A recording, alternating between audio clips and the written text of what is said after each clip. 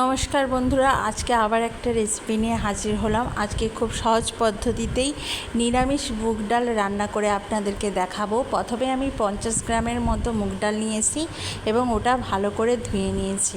তারপর কড়াই গরম হলেই ওতেই ওই ডালটা সেদ্ধর জন্য চাপিয়ে দিলাম এবং ওই ডালটা দেওয়ার পর ওতে 1.5 বাটি জল দিয়েছি।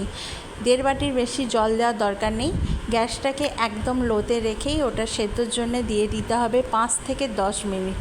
দেখুন বন্ধুরা, 10 মিনিট পর ডালটা কত সুন্দর সেদ্ধ হয়ে গেছে। ডালটা সেদ্ধর পর ওই কড়াই গরম করে ওতে তেল দিয়ে একটা একটা করে কিছু ফোড়ন দিতে হবে। প্রথমে দিলাম তেজপাতা দেওয়ার পর 7 থেকে 8টা কারি পাতা দিয়েছি। তেজপাতা কারি পাতা ভাজা হওয়ার পর ওতে দিয়ে দিতে হবে এক এক করে একটি গোটা শুকনো লঙ্কা এবং 5 ফোড়ন কিছুটা এবং কিছুটা গোটা জিরে। এই তিনটে একসাথে দিয়ে ওগুলো সবগুলো ভালো করে ভেজে নিতে হবে। যখন দেখবে ভাজার পর একটা সুন্দর গন্ধ বেরোচ্ছে, শুকনো লঙ্কাটাও ভালো করে ভাজা হয়ে গেছে, তখনই তাতে দিয়ে দিতে হবে একটা টমেটোটা আমি আগে থেকেই কেটে রেখেছিলাম। একটা গোটা টমেটো দেওয়ার পর ওটাকেও ভালো করে নেড়ে নিতে হবে। নেড়ে নেওয়ার সাথে সাথে ওতে দিতে হবে 1 চামচ লবণ এবং দিতে হবে 1 চামচ হলুদ।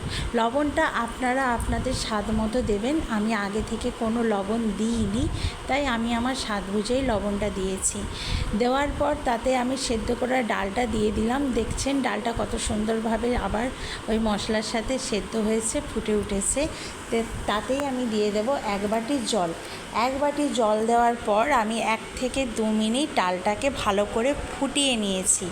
ফুটিয়ে নেওয়ার পর আমি ওতে দিয়ে দিয়েছি 1/2 চামচ ঘি। ঘিটা দিলে ডালের স্বাদটা নিঃসন্দেহে আরও দুগুণ বেড়ে যায়। এই ডালটা আপনারা রুটির সাথেও খেতে পারেন। যেহেতু আমি ভাতের সাথে খাবো, তাই জন্য আমি ডালটাকে একটু পাতলাই রেখেছি। তারপর আপনারা নামিয়ে নিন, গরম গরম পরিবেশন করুন নিরামিষ মুগ ডাল। ভালো লাগলে একটু সাবস্ক্রাইব করবেন, লাইক করবেন। টাটা।